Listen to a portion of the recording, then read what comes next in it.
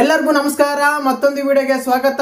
ನಾನು ನಿಮ್ಮ ಡಾರ್ಲಿಂಗ್ ಧನು. Big boss season 13 ಅಗ್ನಿ ಪರೀಕ್ಷೆ ಎಪಿಸೋಡ್ 6 ಏನಾಯ್ತು, ಇವತ್ತು ನೈಟ್ ಏನ್ ನಡೆಯುತ್ತೆ, ರಾತ್ರಿ ಟಿವಿಲಿ ಇದೇ ಬರುತ್ತೆ ಗುರು. 100% ಆಗಿ ಚೇಂಜಸ್ ಅಂತೂ ಆಗೋದೇ ಇಲ್ಲ. ಸರಿ, ವಿಶೇಷವಾಗಿ ಈ ಎಪಿಸೋಡ್ ಅಲ್ಲಿ ತಗೊಂಡಾಗ ಕೆಲವರೆಲ್ಲ it's A emotional drama episode ಅಂತ ಹೇಳ್ಬೋದು. ಕಣ್ಣೀರ್ ಆಗ್ತಾ ಇತ್ತು. ಆ ಕಣ್ಣೀರಲ್ಲಿ ಸತ್ಯ ಅಸತ್ಯಗಳೆಷ್ಟು, ಯಾರ ಕಣ್ಣೀರು ಸತ್ಯ ಆಗಿತ್ತು, ಯಾರ ಕಣ್ಣೀರು ಡ್ರಾಮಾಟಿಕ್ ಆಗಿ ಎಮೋಷನಲ್ ಆಗಿತ್ತು ಅನ್ನೋದೇ ತುಂಬಾ ಮುಖ್ಯ ಆಗುತ್ತೆ. ಈ ಎಪಿಸೋಡ್ ಅಲ್ಲಿ ಅದೇ ಆಗುತ್ತೆ. ತುಂಬಾ ಜನ ಎಮೋಷನಲಿ ಕನೆಕ್ಟ್ ಮಾಡುತ್ತೆ. ಅದರಲ್ಲಿ ಸತ್ಯ ಇರುತ್ತಾ ಸುಳ್ಳಿರುತ್ತಾ ಅನ್ನೋದು ಬೇರೆ ವಿಷಯ. ಜನಕ್ಕೆ ಕನೆಕ್ಟ್ ಆಯ್ತಾ ಇಲ್ಲನೇ ತುಂಬಾ ಇಂಪಾರ್ಟೆಂಟ್. ಮತ್ತೆ ಈ 4 ಜನ ಮಾತಾಡ್ತಾರೆ. ಒಬ್ರು ದೀಕ್ಷಿತ್, ಕುಮಾರಿ ಲಾವಣ್ಯ, ಅದಾದ್ಮೇಲೆ ಇಶಾ ನವೀನು, ಅದಾದ್ಮೇಲೆ ಪ್ರಿಯಾ ಇವರೆಲ್ಲ ಇಷ್ಟೆಲ್ಲ ಮಾತಾಡ್ತಾರೆ. ಈ 4 ಜನದಲ್ಲಿ ಎಮೋಷನಲಿ ಯಾರು ಕನೆಕ್ಟ್ ಆಯ್ತು, ಯಾರ್ದು ಕನೆಕ್ಟ್ ಆಗ್ಲಿಲ್ಲ, ಯಾರ್ದು ಸತ್ಯ ಆಗಿತ್ತು, ನೈಜತೆವಾಗಿ ಕೂಡಿತ್ತು ಕತೆ ಅಂತ ಮಾತಾಡೋಣ. ಮುಖ್ಯವಾಗಿ ತುಂಬಾ ಜನ ಈ ಎಪಿಸೋಡ್ ನೋಡಿದಾಗ ಟಾಸ್ಕ್ ಎಲ್ಲ ಇತ್ತು, ಕೆಲವು ಸಲ ಟಾಸ್ಕ್ ಎಲ್ಲ ಮಾಡ್ತಾ ಇದ್ರು, ಫಿಸಿಕಲ್ ಟಾಸ್ಕ್ ಎಲ್ಲ ಇತ್ತು. ಇನ್ನೊಂದು ವಿಶೇಷವಾಗಿ ಮಾತಾಡಲೇಬೇಕು, ಜಡ್ಜಸ್ ಎಲ್ಲ ಸೇರಿ ಧನುಷ್ ಮಂಜುನಾಥ ಗಿನ್ನಿಸ್ ರೆಕಾರ್ಡ್ ಅವರು ಒಂದು ಇದಿದಾರಲ್ಲ ಧನುಷ್ ಅಂತ, ಅವ್ರಿಗೆ ಅನ್ಯಾಯ ಮಾಡಿದ್ರು ಅಂತ ಅನಿಸ್ತಾ ಇದೆ. ಜಡ್ಜ್ಮೆಂಟ್ ಕೊಡ್ಬೇಕಾದ್ರೆ ಅಲ್ಲ, ಜಡ್ಜ್ಮೆಂಟ್ ಎಲ್ಲ ಲೆಕ್ಕಕ್ಕೆ ಬರಲ್ಲ, ಅದ್ ಬೇರೆ ವಿಷಯ. ಬಟ್ ಅವ್ರು ಕೊಡ್ಬೇಕಾದ್ರೆ ಆ ಜಡ್ಜಸ್ಗಳು ವಿನಯ್, ಸಂಗೀತ ಮತ್ತೆ ಶ್ರುತಿ ಮೇಡಮ್ ಮತ್ತೆ ಚಂದನ್ ಶೆಟ್ಟಿ ಅವರು ಕರೆಕ್ಟ್ ಆಗಿ ಜಡ್ಜ್ಮೆಂಟ್ ಕೊಡ್ಬೋದಾಗಿತ್ತು. ಬಟ್ ಎಂಟರ್ಟೈನ್ ಮಾಡಿದ್ದವ್ರೇನೆ, ಬಟ್ ಅವ್ರನ್ನೇ ಕೊನೆ ಸ್ಥಾನದಲ್ಲಿ ನಿಲ್ಲಿಸ್ತಾರೆ. ಯಾಕೆ ಅಂತ ಗೊತ್ತಾಗ್ಲಿಲ್ಲ. ಅದಾದ್ಮೇಲೆ ಈ ಎಪಿಸೋಡ್ ಹೈಲೈಟ್ ಆಗಿದ್ದು ಅಂತ ಅದನ್ನೇ ಎಮೋಷನಲ್ ಆಗಿದ್ದು. ಎಸ್ಪೆಷಲಿ ಈಶಾ ಆಗಿರ್ಬೋದು, ಪ್ರಿಯಾ ಆಗಿರ್ಬೋದು, ಅವ್ರು ಏನ್ ಗೊತ್ತಾ, ಸ್ವಲ್ಪ ಪರವಾಗಿಲ್ಲ ಕನೆಕ್ಟ್ ಮಾಡಿದ್ರು ಅನ್ಕೊಂಡ್ರು ಕೂಡ. ಆದ್ರೆ ದೀಕ್ಷಿತ್ ಮತ್ತೆ ಲಾವಣ್ಯ ಕುಮಾರ್ ಇದ್ರಲ್ಲ, ಇವರಿಬ್ರು ತುಂಬಾ ಇಂಪಾರ್ಟೆಂಟ್ ಆಗುತ್ತೆ ಎಪಿಸೋಡ್ಗೆ. ಯಾರ ಕತೆ ಕರೆಕ್ಟ್ ಆಗಿತ್ತು, ಯಾರ ಕತೆ ಒಂದ್ ಸ್ವಲ್ಪ ಡ್ರಾಮಾಟಿಕ್ ಆಗಿ ಇನ್ಕ್ಲೂಡಿಂಗ್ ಆಗಿತ್ತು ಅನ್ನೋದು ಕೂಡುತ್ತೆ. ಕಂಪ್ಲೀಟ್ ಆಗಿ ಎಪಿಸೋಡ್ ಅಲ್ಲಿ ಏನಾಯ್ತು, ಯಾರು ಯಾವ ರೀತಿ ಎಲ್ಲ ಟಾಸ್ಕ್ ಆಡಿದ್ರು, ಜಡ್ಜಸ್ಗಳು ಮಾಡಿದ್ದ ಅನ್ಯಾಯ ಏನು, ಯಾವ ಕಾರಣಕ್ಕೆ ಅನ್ಯಾಯ ಮಾಡಿದ್ರು, ಏನಾಯ್ತು ಎಪಿಸೋಡ್ ಅಲ್ಲಿ ಅಂತ ನೀಟಾಗಿ ಸ್ಪಷ್ಟವಾಗಿ ಕ್ಲೀನ್ ಆಗಿ ರಿವ್ಯೂ ಮಾಡ್ತಾ ಹೋಗೋಣ. ದಯವಿಟ್ಟು ಚಾನಲ್ ಯಾರನ್ನು ಹೊಸ ನೋಡ್ತಿದ್ರೆ ಮಿಸ್ ಮಾಡ್ದಾನೆ ಸಬ್ಸ್ಕ್ರೈಬ್ ಮಾಡಿ, ಲೈಕ್ ಮಾಡಿ, ಶೇರ್ ಮಾಡಿ. ತುಂಬಾ ಜನ ವಿಡಿಯೋ ನೋಡ್ತೀರಾ. ನಿನ್ನೆ ನೋಡಿ ಒಂದು ವಿಡಿಯೋ ಮಾಡಿದ್ದೆ, 200 ಮೆಂಬರ್ಸ್ ನೋಡಿದ್ದಾರೆ, ಬಟ್ ಲೈಕ್ ಮಾತ್ರ ಇಬ್ಬರೇ ಮಾಡಿದ್ದಾರೆ. ದಯವಿಟ್ಟು ವಿಡಿಯೋ ಲೈಕ್ ಮಾಡಿ. ಲೈಕ್ ಮಾಡಿದ್ರೆ ನಾವೇನು ಲಕ್ಷಾಧೀಶ್ವರ ಶೌಕಾರ ಏನು ಆಗೋದಿಲ್ಲ, ಜಸ್ಟ್ ವಿಡಿಯೋ ಪುಷ್ ಆಗುತ್ತೆ ಬೇರೆ ನೋಡೋಕ್ಕೆ. ದಯವಿಟ್ಟು ರಿಕ್ವೆಸ್ಟ್ ಮಾಡ್ತೀನಿ, ಅಂಬಲ್ ರಿಕ್ವೆಸ್ಟ್ ಮಾಡ್ತೀನಿ, ವಿಡಿಯೋನ ಲೈಕ್ ಮಾಡಿ. ಅದೇ ರೀತಿ ಹೊಸಬ್ರಾಗಿ ಚಾನಲ್ನ ಸಬ್ಸ್ಕ್ರೈಬ್ ಮಾಡಿ. ಇನ್ನು ವಿಷಯಕ್ಕೆ ಬಂದ್ಬಿಡ್ತೀನಿ.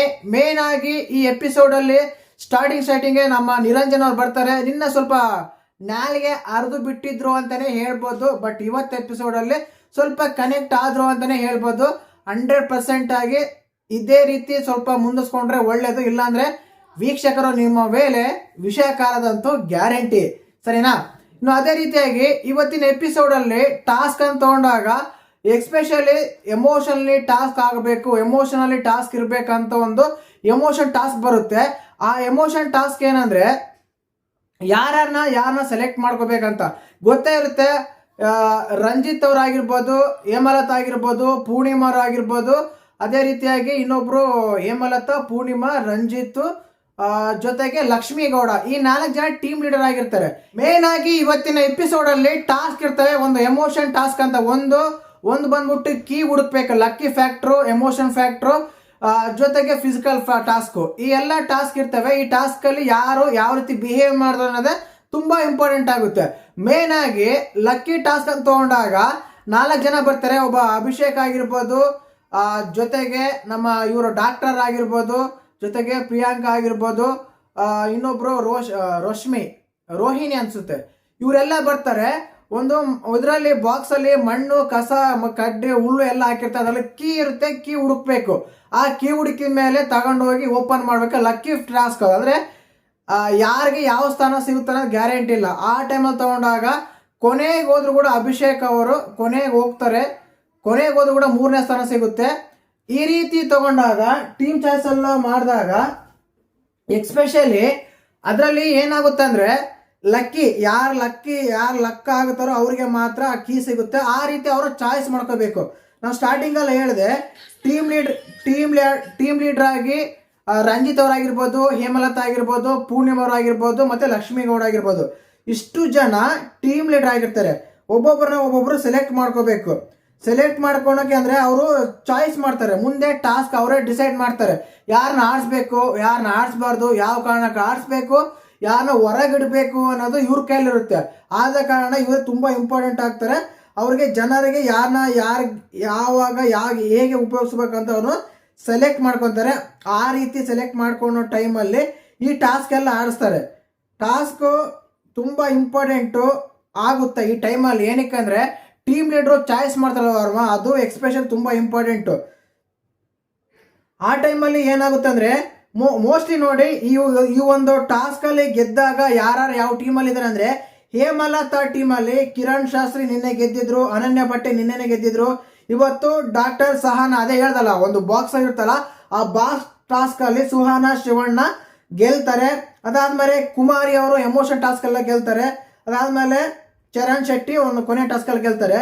ನೋಡಿ, ಮೊದಲನೇದಾಗಿ ಟೀಮ್ ಚಂದನ್ ಶೆಟ್ಟಿ, ಅದೇ ಹೇಮಲತಾ ಶೆಟ್ಟಿ ಅವ್ರದ್ದು. ಹೇಮಲತಾ, ಕಿರಣ್ ಶಾಸ್ತ್ರಿ, ಅನನ್ಯ ಭಟ್ಟು, ಸಹಾನಾ ಶಿವಣ್ಣ, ಕುಮಾರಿ ಮತ್ತು ಚರಣ್ ಶೆಟ್ಟಿ ಇವ್ರದ್ದು ಟೀಮು. ಸಂಗೀತ ಟೀಮ್ ಅಂತ ತಗೊಂಡಾಗ ಅಂದರೆ ಪೂರ್ಣಿಮಾ ಟೀಮ್ ಅವರು ದೀಪಕ್ ರಾಜು, ಪೂರ್ಣಿಮಾ, ದೀಕ್ಷಾ, ಸುಷ್ಮಿತಾ, ದೀಕ್ಷಿತ್ ಮತ್ತೆ ಕವಿ ಮಂಜು. ಅದಾದ್ಮೇಲೆ ರಾಜು ಗೊಂಡಿ ಅಂದರೆ ಶ್ರುತಿ ಮೇಡಮ್ ಅವ್ರ ಟೀಮು. ರಾಜೀವ್ ಗೊಂಡಿ, ಶ್ರೇಯಾಸು, ಸ್ನೇಹ ಗೌಡ, ಅಭಿಷೇಕ್ ಮತ್ತೆ ಈಶಾ, ಧನುಷ್, ಮಂಜುನಾಥ್ ಇವ್ರ ಟೀಮು. ಲಕ್ಷ್ಮೀ ಗೌಡ, ಪ್ರಿಯಾಂಕಾ, ರತ್ನ, ರೋಶ್ಮಿ, ಪ್ರಿಯಾಂಕಾ, ಅದಾದ್ಮೇಲೆ ಲಿಖಿತ್ ಗುಂಡಿ. ಇಲ್ಲಿ ಪ್ರಿಯಾ ಅಂತ ಎರಡು ಹೆಸರಿದೆ, ತುಂಬ ಕನ್ಫ್ಯೂಸ್ ಆಗುತ್ತೆ. ಪ್ರಿಯಾಂಕಾ ಅಂತ ಒಬ್ರು, ಪ್ರಿಯಾಂಕಾ, ಅಶೋಕ್ ಅಂತ ಅಲೋಕ್, ಈ ಹೆಸರು ಕನ್ಫ್ಯೂಸ್ ಆಗುತ್ತೆ. ಈ ರೀತಿ ಆಗುತ್ತೆ. ಮೇನ್ ಆಗಿ ಈ ರೀತಿ ತಗೊಂಡಾಗ ಈ ಟೀಮ್ ಆಯ್ತು. ಈ ಟೀಮ್ಗಳಲ್ಲಿ ನಾನು ಹೇಳ್ದಲ್ಲ, ಎಫೆಕ್ಟ್ ಆಗಿದ್ದು, ಹೈಲೈಟ್ ಆಗಿತ್ತು ಅಂತ ತಗೊಂಡ್ರೆ ಆ ಎಮೋಷನ್ ಟಾಸ್ಕ್. ನನ್ಗನ್ಸಿದ್ದೇನೆಂದ್ರೆ ಈ ಎಮೋಷನ್ ಟಾಸ್ಕ್ ಅಲ್ಲಿ ಹೈಲೈಟ್ ಆಗಿದ್ದು ಒಬ್ರು ದೀಕ್ಷಿತ್ ಮತ್ತು ಇನ್ನೊಬ್ರು ಕುಮಾರಿ ಅಂತ. ಫಸ್ಟ್ ದೀಕ್ಷಿತ್ ಬಗ್ಗೆ ಮಾತಾಡೋಣ. ದೀಕ್ಷಿತ್ ಅವರು ಅಪ್ಪನ ಬಗ್ಗೆ ಮಾತಾಡ್ತಾರೆ. ಎಮೋಷನ್ ಅಂತ ತಗೊಂಡಾಗ ಎಲ್ಲರೂ ಅದನ್ನೇ ಯೂಸ್ ಮಾಡ್ತಾರೆ. ಅಪ್ಪ, ಅಮ್ಮ, ಫ್ಯಾಮಿಲಿ ಇಷ್ಟು ಮಾತ್ರ ಯೂಸ್ ಮಾಡ್ತಾರೆ, ಬೇರೆದೇನು ನೆನಪಿಗೆ ಬರಲ್ಲ. ಸರಿನಾ? ಇದು ಆದಾಗ ಮೇನ್ ಆಗಿ ದೀಕ್ಷಿತ್ ಅವ್ರು ಬಂದಾಗ, ಅಪ್ಪ ನನಗೆ ಎಮೋಷನಲ್ ಆಗೋದೇ ಕಲ್ಸ್ಕೊಡ್ಲಿಲ್ಲ, ಎಮೋಷನ್ ಏನಂತಾನೆ ಹೇಳಿಲ್ಲ ನನಗೆ. ನೀವು ಯಾವತ್ತೂ ಕೂಡ ನನ್ನ ಹತ್ರ ನಗುತ್ತಾ ಸಾಮಾನಾಗಿ ಕೂಲಾಗಿ ಮಾತಾಡಿದ್ದೇ ನೋಡಿಲ್ಲ ಅಂತೆಲ್ಲ ಹೇಳ್ತಾ ಇದ್ರು. ಎಕ್ಸ್ಪೆಷಲಿ ಒಬ್ಬ ತಂದೆ ವ್ಯಾಲ್ಯೂ ಏನಂತ ಆ ಮಗನಿಗೆ ಗೊತ್ತಾಗಿರುತ್ತೆ. ಏನಕ್ಕಂದ್ರೆ ಅಪ್ಪ ಯಾವಾಗಲೂ ಸನಿಹವಾಗಿ ಮಾತಾಡ್ಬಿಟ್ರೆ, ನಗ್ತಾ ಮಾತಾಡ್ಬಿಟ್ರೆ ನನ್ನ ಮಗ ಎಲ್ಲಿದಾಗ್ಬಿಡ್ತಾನೋ ಅನ್ನೋ ಒಂದು ಇದಿರುತ್ತೆ. ಬಟ್ ಇವ್ರದ್ದು ಆ ಡಿಫ್ರೆಂಟ್ ವೇ. ಏನಕ್ಕಂದ್ರೆ ಯಾವತ್ತೂ ಅವ್ರ ಹತ್ರನೇ ಮಾತಾಡಿಲ್ಲ, ಯಾವತ್ತೂ ಕನೆಕ್ಟ್ ಆಗಿಲ್ಲ, ಜೊತೆಗೆ ಇರಲಿಲ್ಲ. ಕೊನೆಗೆ ಈ ಪ್ರಪಂಚನೇ ಬಿಟ್ಟು ಹೋಗ್ಬಿಟ್ರಿ. ನನಗೆ ಒಳ್ಳೆ ಗುಣಗಳು ಯಾವುವು, ಕೆಟ್ಟ ಗುಣಗಳು ಯಾವುವು, ಒಳ್ಳೇದು ಯಾವುದು, ಕೆಟ್ಟದ್ದು ಯಾವುದು, ಎಮೋಷನ್ ಯಾವ ರೀತಿ ಆಗ್ಬೇಕಂದ್ರೆ ನೀವು ಕಲಿಸ್ಕೊಡ್ಲಿಲ್ಲ ಅಂತೆಲ್ಲ ಹೇಳ್ತಾರೆ. ನೋಡಿ, ತುಂಬ ಕನೆಕ್ಟ್ ಆಯಿತು. ಇವರು ಮಾತಾಡಬೇಕಾದ್ರೆ ನಿರಂಜನ್ ದೇಶಪಾಂಡೆ ಅವರು ಕೂಡ ತುಂಬಾನೇ ಎಮೋಷನ್ ಆಗ್ತಾರೆ. ಅಲ್ಲಿರೋ ಕಂಟೆಸ್ಟೆಂಟ್ಗಳು ತುಂಬ ಕನೆಕ್ಟ್ ಆಗ್ತಾರೆ. ಇದು ಸಿಚುವೇಶನ್ ಅಷ್ಟೇ. ನೀವು ಯಾವ ರೀತಿ ಕನೆಕ್ಟ್ ಆಗ್ತೀರಾ ಆಡಿಯನ್ಸ್ಗೆ, ಎಮೋಷನಲ್ ಆಗಿ ಯಾವ ರೀತಿ ಕನೆಕ್ಟ್ ಆಗ್ತೀರಾ ಅನ್ನೋದೇ ಈ ಟಾಸ್ಕ್ನ ಹೈಲೈಟ್ ಆಗಿರುತ್ತೆ. ಆದ ಕಾರಣ ತುಂಬ ಕನೆಕ್ಟ್ ಆಯಿತು ನನಗನ್ಸುತ್ತೆ. ನನಗಂತೂ ತುಂಬ ಕನೆಕ್ಟ್ ಆಯಿತು. ಕಾರಣ ಏನಂದರೆ ಅಪ್ಪನ ಬಗ್ಗೆನೇ ಹೇಳ್ತಾರೆ. ಯಾವ ರೀತಿ ಅಂದರೆ, ಅಪ್ಪ ಆದರೂ ದುಃಖ ಆಗಿರ್ಬೋದು, ಸಂತೋಷ ಆಗಿರ್ಬೋದು, ಯಾವ ಒಂದು ಸಿಚುವೇಶನ್ನ ಯಾವ ರೀತಿ ಎಲ್ಲ ಮ್ಯಾನೇಜ್ ಮಾಡಬೇಕು ಅನ್ನೋದು ಕಲಿಸ್ಕೊಡ್ಬೇಕು. ಅಂಥದ್ರಲ್ಲಿ ಅಪ್ಪ ನನಗೆ ಏನು ಹೇಳ್ಕೊಡ್ಲಿಲ್ಲ, ನಾವು ಜೊತೆಗೇನಿರಲಿಲ್ಲ. ಅಮ್ಮ ನಿಮ್ಮ ಎಷ್ಟೇ ನೋಡ್ಕೊಂಡ್ರು ಕೂಡ ನಮ್ಮ ಜೊತೆಗಿದ್ದಾನೆ, ನೀವು ಹೋಗ್ಬಿಟ್ರಿ, ನಮ್ಮ ಜೊತೆಗಿರಲಿಲ್ಲ, ಕೊನೆಗೂ ನಮ್ಮ ಹತ್ರ ಬರಲೇ ಇಲ್ಲ ನೀವು ಅಂತೆಲ್ಲ ಮಾತಾಡ್ತಾರೆ, ಅಂತೆಲ್ಲ ಹೇಳ್ತಾರೆ. ಒಂದು ಡೈಲಾಗ್ ಹೈಲೈಟ್ ಆಯಿತು. ಎಮೋಷನ್ ಅಂದರೆ ನನಗೆ ಕಣ್ಣೀರು ಬರದೇ ಕಲ್ಸ್ಕೊಡ್ಲಿಲ್ಲ ನೀವು, ಕಣ್ಣೀರು ಯಾವ ಕಾರಣಕ್ಕೆ ಬರ್ಬೇಕಂತ ಗೊತ್ತಾಗಲಿಲ್ಲ ಅಂತ.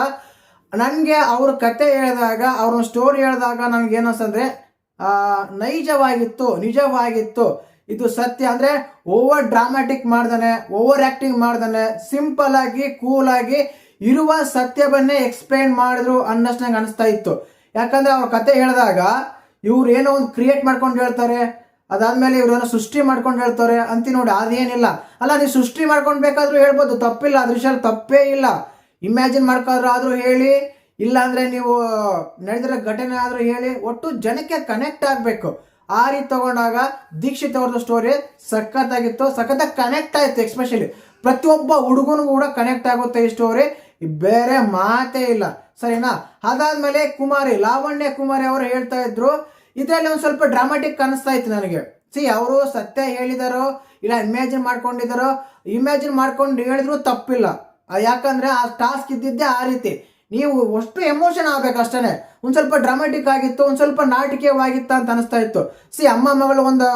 ಅಮ್ಮ ಮಗಳ ಸ್ಟೋರಿ ಹೇಳ್ತಾರೆ, ಇಲ್ಲಿ ನಾಟಕೀಯವಾಗಿತ್ತು ಅಂತ ಯಾವ ಕಾರಣಕ್ಕೆ ಅನಿಸ್ತು ಅಂದ್ರೆ, ಈ ಕಾಲದಲ್ಲೂ ಕೂಡ 150 ರೂಪಾಯಿ ಕೂಲಿ ಯಾರು ಗುರು ಕೊಡ್ತಾರೆ? ಅಲ್ಲ, 300-400 ರೂಪಾಯಿ ಕೂಲಿ ನಡೀತಾ ಇದೆ.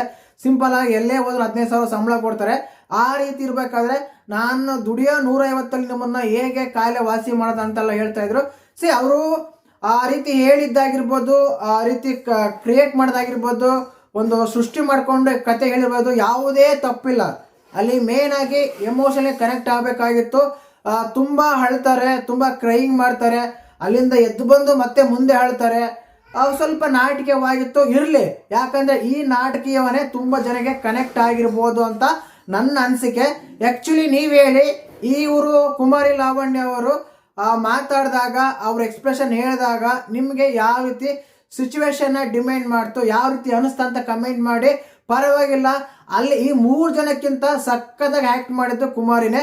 ಅವ್ರು ನಿಜ ಸ್ಟೋರಿ ಇರ್ಬೋದು, ಬಟ್ ಅಲ್ಲಿ ಟಾಸ್ಕ್ ಇದ್ದಿದ್ದು ಆ್ಯಕ್ಟ್ ಮಾಡ್ಬೇಕಂತಾನೆ. ಎಮೋಷನಲಿ ಕನೆಕ್ಟ್ ಆಗಬೇಕು ಜನಕ್ಕೆ. ಕನೆಕ್ಟ್ ಕೂಡ ಆಗಿತ್ತು, ಹಾಗೆ ಆಗ್ತಾರೆ. ಐ ಥಿಂಕ್ ನನಗೆ ಲೈಕ್ ಆಗಿದ್ದು ಇವರು ದೀಕ್ಷಿತ್, ಬಟ್ ತುಂಬ ಜನಕ್ಕೆ ಕುಮಾರಿ ಲಾವಣ್ಯ ಅವರು ಲೈಕ್ ಆಗಿರ್ಬೋದು ಅಂತ ನನ್ನ ಅಭಿಪ್ರಾಯ. ಅದಕ್ಕೆ ನಾನು ನಿಮ್ಮನ್ನ ಕ್ವಶನ್ ಮಾಡ್ತೀನಿ, ನಿಮಗೆ ಕುಮಾರಿ ಲಾವಣ್ಯ ಅವರು ಒಂದು ಮಾತಾಡಿದಾಗ, ಆ ಎಕ್ಸ್ಪ್ರೆಷನ್ಸ್ ಕೊಟ್ಟಾಗ, ಕ್ರೈಯಿಂಗ್ ಮಾಡಿದಾಗ, ಹತ್ತಾಗ ನಿಮಗೆ ಏನು ಅನಿಸ್ತು ಅಂತ ನೀವು ಕಮೆಂಟ್ ಮಾಡಿ, ಸರಿನಾ. ಇನ್ನು ಅದಾದ್ಮೇಲೆ ಈಶಾ ನವೀನ್ ಅವರು ಕೂಡ ಅಷ್ಟೇನೆ. ಇಲ್ಲಿರ್ತಾರೆ, US ಹೋಗ್ತಾರೆ, ಅಲ್ಲಿ ಒಂದು ಲೈಫ್ ಸ್ಟೈಲ್ ಆಗಿರ್ಬೋದು, ಇಲ್ಲಿಂದ ಅಲ್ಲಿ ಹೋಗಿ ಸೆಟಲ್ ಆಗಿರ್ಬೋದು, ಯಾವ ರೀತಿ ಎಲ್ಲ ಕಷ್ಟ ಇರುತ್ತೆ, ಏನೆಲ್ಲ ಆಗುತ್ತೆ, ಯಾಕೆ ಹಿಂಗಾಯ್ತು ಅಂತೆಲ್ಲ ಎಕ್ಸ್ಪ್ಲೇಷನ್ ಕೊಡ್ತಾರೆ. ಬಟ್ ಅಷ್ಟು ಜನಕ್ಕೆ ಕನೆಕ್ಟ್ ಆಗಿಲ್ಲ ಅನ್ನೋದು ನನ್ನ ಅಭಿಪ್ರಾಯ. ಅದಾದ್ಮೇಲೆ ಪ್ರಿಯಾಂಕಾ ಅವರು ಅಜ್ಜಿ ಬಗ್ಗೆ ಮಾತಾಡ್ತಾರೆ. ಅಜ್ಜಿ ಅಂದ್ರೆ ಯಾರಿಗೆ ಇಷ್ಟ ಇರಲ್ಲ ಹೇಳಿ, ಎಲ್ಲರಿಗೂ ಅಜ್ಜಿನ ಇಷ್ಟ ಇರುತ್ತೆ. ಅಜ್ಜಿ ಇದ್ದಾಗ ನಾನು ಖುಷಿಯಾಗಿದ್ದೆ, ಅಜ್ಜಿ ನಿನ್ನ ಮರೆಯೋಕ್ಕೆ ಆಗ್ತಿಲ್ಲ ಅಂತೇಳಿ ಅಜ್ಜಿ ಬಗ್ಗೆ ತುಂಬಾ ಎಮೋಷನಲ್ ಆಗ್ತಾರೆ. ಇಲ್ಲಿ ಯಾರು ಸರಿ ಯಾರು ತಪ್ಪು, ಏನ್ ಮಾಡಿದ್ರು, ನಿಜ ಹೇಳಿದ್ರ ಸುಳ್ಳು ಹೇಳಿದ್ರ ಅನ್ನೋದಕ್ಕಿಂತ ಜನಕ್ಕೆ ಯಾವ ರೀತಿ ಎಲ್ಲ ಕನೆಕ್ಟ್ ಆದ್ರು, ಎಮೋಷನಲ್ ಕನೆಕ್ಟ್ ಆಯ್ತಾ ಅನ್ನೋದೇ ತುಂಬಾ ಇಂಪಾರ್ಟೆಂಟ್ ಆಗುತ್ತೆ. ಇದರಲ್ಲಿ ಹೈ ಯಾರು ಲೋ ಯಾರು ಅನ್ನೋದಕ್ಕಿಂತ ಎಮೋಷನಲ್ ಯಾರು ಕನೆಕ್ಟ್ ಆದ್ರೆ ತುಂಬಾ ಇಂಪಾರ್ಟೆಂಟು. ಬಟ್ ನನ್ಗನ್ಸಿದ್ದು ದೀಕ್ಷಿತ್ ಅವರೊಂದು ನ್ಯಾಚುರಲ್ ಸ್ಟೋರಿ, ಪ್ರತಿಯೊಬ್ಬ ಹುಡುಗನ ಜೀವನದಲ್ಲೂ ಇದು ನಡೀತಾ ಅನ್ನೋ ಒಂದಿತ್ತು. ಅಮ್ಮ ಅಂತ ತಗೊಂತಾರೆ ಕುಮಾರಿ ಅವರು, ಅಮ್ಮ ಸ್ಟೋರಿ ಹೇಳ್ತಾರೆ ಅಷ್ಟೇ.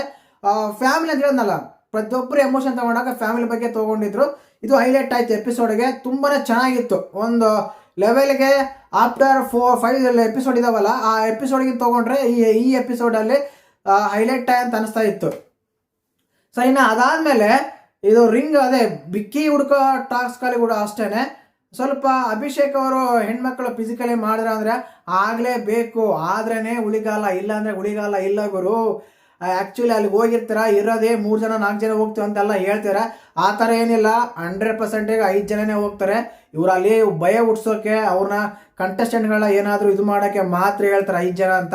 ಬಟ್ 3 ಮೆಂಬರ್ಸ್ ಅಂತ, ಬಟ್ 5 ಮೆಂಬರ್ಸ್ ಹೋಗ್ಬೋದು 100% ಆಗಿ ನಾನು ಹೇಳ್ತೀನಿ, ಸರಿನಾ. ಇನ್ನು ಅದಾದ್ಮೇಲೆ ಇವತ್ತಿನ ಆ ಟಾಸ್ಕ್ ಆದ್ಮೇಲೆ ಟೀಮಲ್ಲಿ ಯಾರನ್ನು ತಗೊಂತೀರಾ ಅಂತ ಅಂದಾಗ ಇನ್ನೊಂದು ಟಾಸ್ಕ್ ಕೊಡ್ತಾರೆ ಮೇನ್ ಆಗಿ. ಆ ಟಾಸ್ಕಲ್ಲಿ ಬಂದ್ಬಿಟ್ಟು ಇವರು 4 ಜನ ಆಡ್ತಾರೆ. ಚರಣ್ ಶೆಟ್ಟಿ, ಕವಿ ಮಂಜು, ಧನುಷ್ ಮತ್ತೆ ಲಿಖಿತ್. ಈ 4 ಜನ ಏನಂದ್ರೆ ಅಲ್ಲೆಲ್ಲ ಬಟ್ಟೆ ಇರುತ್ತೆ, ಆ ಬಟ್ಟೆಯಲ್ಲಿ ಬಟ್ಟೆ ಹಾಕೊಳ್ತಾ ಮೈ ಮೇಲೆ ಎಷ್ಟೆಲ್ಲ ಹೆವಿ ಜಾಸ್ತಿ ಬಟ್ಟೆ ಬಟ್ಟೆ ಹಾಕೊಂತಿರೋ ಅವರು ವಿನ್ ಆದಂಗೆ. ಜೊತೆಗೆ ಎಂಟರ್ಟೈನ್ಮೆಂಟ್ ಮಾಡಬೇಕು. ಇಲ್ಲಿ ರೌಂಡ್ ಇದ್ದಿಷ್ಟೇ, ಏನು ಗೊತ್ತಾ, ಮೇನ್ ಆಗಿ ಅನನ್ಯ ಭಟ್ ನಿನ್ನೆ ಸೆಲೆಕ್ಟ್ ಆಗಿರ್ತಾರೆ. ಇವತ್ತು 3 ರೌಂಡ್ ಇತ್ತು. ಫಸ್ಟ್ ರೌಂಡ್ ಬಂದ್ಬಿಟ್ಟು ಅದು ಏನೋ ರಿಂಗ್ ಹುಡ್ಕೋದು, ಕೀ ಹುಡುಕಿ ಓಪನ್ ಮಾಡೋದು. ಸೆಕೆಂಡ್ ರೌಂಡ್ ಬಂದ್ಬಿಟ್ಟು ಎಮೋಷನಲ್, ಥರ್ಡ್ ರೌಂಡ್ ಬಂದ್ಬಿಟ್ಟು ಎಂಟರ್ಟೈನ್ಮೆಂಟ್. ಈ 3 ರೌಂಡ್ ಇತ್ತು. ಈ 3 ರೌಂಡಲ್ಲಿ ಎಮೋಷನ್ ರೌಂಡ್ ಯಾರು ವಿನ್ನು ಯಾರು ಫಸ್ಟ್ ಅಂತ ಹೇಳಲೇ ಇಲ್ಲ, ಸರಿನಾ. ಫಸ್ಟ್ ರೌಂಡ್ ಮಾತ್ರ ಸಹನಾ ಫಸ್ಟ್ ಗೆದ್ರು, ಬಟ್ ಕೊನೆಗೆ ಉಳಿಸ್ಕೊಂಡ್ರು, ಬೇರೆ ಬೇರೆ ಟೀಮೆಲ್ಲ ಸೇರ್ಕೊಂಡ್ರು. ಸೊ ಕೊನೆ ಟೀಮಲ್ಲಿ ಹೇಳ್ದಲ್ಲ, ಚರಣ್ ಶೆಟ್ಟಿ, ಕವಿ ಮಂಜು, ಧನುಷ್, ಲಿಖಿತ್, ಗೋಂಡಿ ಇವರು ಆಡಿದಾಗ ನಂಗೆ ಅನ್ಸಿದ್ದೇನೆಂದ್ರೆ, ಆಲ್ಮೋಸ್ಟ್ ಅಲ್ಲಿ 4 ಜನದಲ್ಲಿ ಬಟ್ಟೆ ಹಾಕಿಕೊಳ್ಳುತ್ತಾ ಎಂಟರ್ಟೈನ್ ಮಾಡಿದ್ದು Dhanush Manjunath Guinness record holder ಇದಾರಲ್ಲ ಅವ್ರಿಗೇನೆ ಕೊನೆ ಸ್ಥಾನ ಕೊಟ್ಟರು ಜಡ್ಜಸ್. ಇಲ್ಲಿ ಎಲ್ಲ ಒಂದ್ ಕಡೆ ಜಡ್ಜಸ್ ಅನ್ಯಾಯ ಮಾಡಿದ್ರು ಧನುಷ್ ಮಂಜುನಾಥ್ಗೆ ಅಂತ ನನಗೆ ಅನಿಸ್ತಾ ಇತ್ತು. ಕಾರಣ ಏನಂದ್ರೆ ಇಲ್ಲಿ ಲಿಖಿತ್ ಗುಂಡಿ ಆಗಿರ್ಬೋದು, ಜೊತೆಗೆ ಯಾರಪ್ಪ ಇವರು ಕವಿ ಮಂಜು ಆಗಿರ್ಬೋದು, ಅಷ್ಟೇನು ಎಂಟರ್ಟೈನ್ಮೆಂಟ್ ಮಾಡಿಲ್ಲ. ಎರಡು ತಾನೇ ಇದ್ದಿದ್ದಲ್ಲಿ ಎಂಟರ್ಟೈನ್ಮೆಂಟ್ ವಿತ್ ಬಟ್ಟೆ ಹಾಕೋಬೇಕಂತ. ಓಕೆ, ಬಟ್ಟೆ ಹಾಕೊಂಡಿದಾರ ಅಂತ ಅಂದೇ ಕಾರಣಕ್ಕೆ ನೀವು ಕವಿ ಮಂಜ್ಗೆ ಮೊದಲೇ ಸ್ಥಾನ ಕೊಡ್ತಾರ, ಪರವಾಗಿಲ್ಲ, ಆಕ್ಸೆಪ್ಟೆಡ್. ಬಟ್ ಇಲ್ಲ ಆದ್ಮೇಲೆ ಲಿಖಿತ್ ಮೋದಿಗೆ 3ನೇ ಸ್ಥಾನ ಕೊಡ್ತಾರೆ, ಯಾಕಂತ ಗೊತ್ತಾಗ್ಲಿಲ್ಲ. ಚರಣ್ ಶೆಟ್ಟಿ ಸ್ವಲ್ಪ ಸ್ಮೆಲ್ ನಗಿಸ್ತಾ ಇದ್ರು, ಅವರಿಗೆ 2ನೇ ಸ್ಥಾನ ಕೊಡ್ತೀರ. ಬಟ್ ಕಂಪೇರ್ ಟು ಬಟ್ಟೆ ತಗೊಂಡಾಗ ಧನುಷ್ ಅವರು ಚೆನ್ನಾಗಿ ನಗಿಸ್ತಾ ಇದ್ರು, ಚೆನ್ನಾಗಿ ಮಾತಾಡ್ತಾ ಇದ್ರು ಕೂಡ. ಬಟ್ ಅವ್ರಿಗೆ ಯಾವಕ್ಕೆ 4ನೇ ಸ್ಥಾನ ಕೊಟ್ರ ಅಂತ ಗೊತ್ತಾಗ್ಲಿಲ್ಲ. ಈ ವಿಷಯದಲ್ಲಿ ಜಡ್ಜಸ್ಗಳು ಸ್ವಲ್ಪ ಅನ್ಯಾಯ ಮಾಡಿದ್ರು ಅಂತ ನನಗೆ ಅನಿಸ್ತಾ ಇತ್ತು ಎಪಿಸೋಡಲ್ಲಿ. ಆಲ್ಮೋಸ್ಟ್ ಇಷ್ಟೇ ನಡೆದಿದ್ದು. ಈ 3 ಟಾಸ್ಕಲ್ಲಿ ಒಂದು ಎಮೋಷನಲ್ ಟಾಸ್ಕ್, ಒಂದು ಎಂಟರ್ಟೈನ್ಮೆಂಟ್ ಟಾಸ್ಕ್, ಒಂದು ಫಿಸಿಕಲ್ ಟಾಸ್ಕ್. ಕೊನೆಗೆ ಟೀಮ್ ಈ ರೀತಿ ಇದೆ. ಲಕ್ಕಿ ಅಂತ ತಗೊಂಡಾಗ ಚಂದನ್ ಶೆಟ್ಟಿ ಅವರು ಕೀ ಹುಡುಕ್ತಾರಲ್ಲ, ಅದು ಲಕ್ಕಿ ಅಂತ ತಗೊಂಡಾಗ ಅವ್ರಿಗೆ ಮೊದಲೇ ಸ್ಥಾನ ಸಿಗುತ್ತೆ. ಸಹನಾ ಶೆಟ್ಟಿನ ಚೂಸ್ ಮಾಡ್ತಾರೆ. ಸುಷ್ಮಿತಾ ಅವರು ಸಂಗೀತ ಟೀಮ್ಗೆ ಹೋಗ್ತಾರೆ. ಅಭಿಷೇಕ್ ರಾಜ್ ಶ್ರುತಿ ಮೇಡಮ್ ಟೀಮ್ಗೆ ಹೋಗ್ತಾರೆ. ರೋಶ್ಮಿ ಚಂದನ್ ಶೆಟ್ಟಿಗೆ ಹೋಗ್ತಾರೆ, ಸಾರಿ ವಿನಯ್ ಗೌಡ್ ಅವರಿಗೆ. ಇನ್ನು ಕುಮಾರಿ ಚಂದನ್ ಶೆಟ್ಟಿ ಟೀಮಲ್ಲಿ ಇದ್ದಾರೆ. ದೀಕ್ಷಿತ್ ಶೃಂಗೇರಿ ಅವ್ರ ಟೀಮಲ್ಲಿ ಇದ್ದಾರೆ, ಸಂಗೀತ ಶೃಂಗೇರಿ ಅವರು. ಈಶಾ ಅವ್ರು ಬಂದ್ಬಿಟ್ಟು ಶ್ರುತಿ ಮೇಡಮು. ಪ್ರಿಯಾಂಕಾ ಬಂದ್ಬಿಟ್ಟು ವಿನಯ್ ಟೀಮು. ನಾನು ಆಲ್ರೆಡಿ ಹೇಳಿದೆ, ಚರಣ್ ಶೆಟ್ಟಿ ಚಂದನ್ ಟೀಮ್, ಕವಿ ಮಂಜು ಸಂಗೀತ ಶೃಂಗೇರಿ, ಧನುಷ್ ಮಂಜುನಾಥ್ ಶ್ರುತಿ ಮೇಡಮು, ಲಿಖಿತ್ ಗೊಂಡಿ ವಿನಯ್ ಟೀಮು. ಈ ರೀತಿ ಇದೆ. ಎಕ್ಸ್ಪೆಕ್ಟೇಷನ್ಸ್ ತುಂಬಾನೇ ಇತ್ತು. ಆ ಎಕ್ಸ್ಪೆಕ್ಟೇಷನ್ಸ್ ಎಲ್ಲ ರೀಚ್ ಆಯ್ತು ಅಂತ ಅನ್ಕೊಂಡಿದ್ದೀನಿ. ಸಖತ್ತಾಗಿತ್ತು ಎಪಿಸೋಡು. ಮೇನ್ ಆಗಿ ನಾನು ಏನಂದ್ರೆ ಆ ಎಮೋಷನಲ್ ಟಾಸ್ಕ್ ಸಖತ್ತಾಗಿ ಕನೆಕ್ಟ್ ಆಯ್ತು ಎಲ್ಲರಿಗೂ ಅನ್ಸುತ್ತೆ. ಮತ್ತು ನಿಮ್ಗೆ ಏನಿಸುತ್ತೆ ಅಂತ ಕಮೆಂಟ್ ಮಾಡಿ ನೋಡೋಣ. ಇನ್ನೂ ಬರ್ತಾ ಟಾಸ್ಕ್ ಎಲ್ಲ ಆಗುತ್ತೆ. ಇವತ್ತೆಲ್ಲ ಟೀಮ್ ಎಲ್ಲ ಮಾಡಿಬಿಟ್ಟಿದ್ದಾರೆ. 4 ಜನ ಟೀಮು. ಒಂದೊಂದು ಟೀಮಲ್ಲಿ ಎಷ್ಟು ಜನ ಅಂದರೆ 1 2 3 4 5 6 6 ಜನ ಇರ್ತಾರೆ. ಟೋಟಲ್ ಆಗಿ 24 ಜನ ಇದ್ದಾರೆ. 24 ಜನದಲ್ಲಿ 4 ಟೀಮ್ ಮಾಡಿದ್ದಾರೆ. ಇನ್ಮೇಲೆ ಟೀಮ್ಗೆ ಟಾಸ್ಕ್ ಎಲ್ಲ ಇರ್ತವೆ. ಒಂದೊಂದ್ಸಲ ಟೀಮ್ ಎಲ್ಲ ಆಡ್ಬೋದು, ಒಂದೊಂದ್ಸಲ ಇಬ್ರು ಆಡ್ಬೋದು, ಎಮೋಷನ್ ಆಗ್ಬೋದು, ವಾದ ಆಗ್ಬೋದು, ಇದಾಗ್ಬೋದು. ತುಂಬ ಡಿಫ್ರೆಂಟ್ಸ್ ಆಗೆಲ್ಲ ಕೊಡ್ತಾರೆ. ಇನ್ಮೇಲೆ ಸಖತ್ತಾಗಿರುತ್ತೆ ಅನ್ಕೊಂಡಿದ್ದೀನಿ. ಮತ್ತೆ ನಿಮಗೆ ಇದರಲ್ಲಿ ಯಾವ ಟೀಮ್ ಇಷ್ಟ ಆಗುತ್ತೆ ಅಂತ ಕಮೆಂಟ್ ಮಾಡಿ, ಯಾವ ಟೀಮ್ ಇಷ್ಟ ಆಗುತ್ತೆ ಅಂತ ಲೈಕ್ ಮಾಡಿ. ಖಂಡಿತವಾಗ್ಲೂ 4 ಜನ ಟೀಮ್ ಇದ್ದಾರೆ ಹೇಳ್ದಲ್ಲ, ಹೇಮಲತಾ, ಲಕ್ಷ್ಮೀಗೌಡ, ಪೂರ್ಣಿಮಾ, ಜೊತೆಗೆ ಇವರು ಯಾರಪ್ಪ ಮರ್ತೆ ಬಿಡೋಣ, ಜೊತೆಗೆ ಇವರು ಯಾರು ಲಕ್ಷ್ಮೀಗೌಡ, ರಾಜೀವ್ ಗೊಂಡಿ, ಹೇಮಲತಾ, ಪೂರ್ಣಿಮಾ. ಈ 4 ಜನ ಟೀಮಲ್ಲಿ ನಿಮ್ಗೆ ಯಾವ ಟೀಮ್ ಇಷ್ಟ ಆಗುತ್ತೆ ಅಂತ ಕಮೆಂಟ್ ಮಾಡಿ. ಇನ್ಮೇಲೆ ಗಾಸಿಪ್ಸ್ ಎಲ್ಲ ಬರ್ಬೋದು, ಹೇಗೆ ಯಾಕೆ ಏನು ಅಂತ ನೋಡೋಣ, ಏನೆಲ್ಲ ಆಗುತ್ತೆ ಅಂತ. ವಿಡಿಯೋ ಇಷ್ಟ ಲೈಕ್ ಮಾಡಿ, ಶೇರ್ ಮಾಡಿ, ಸಬ್ಸ್ಕ್ರೈಬ್ ಮಾಡಿ. ಜೈ ಹಿಂದ್, ಜೈ ಕರ್ನಾಟಕ ಮಾತೆ.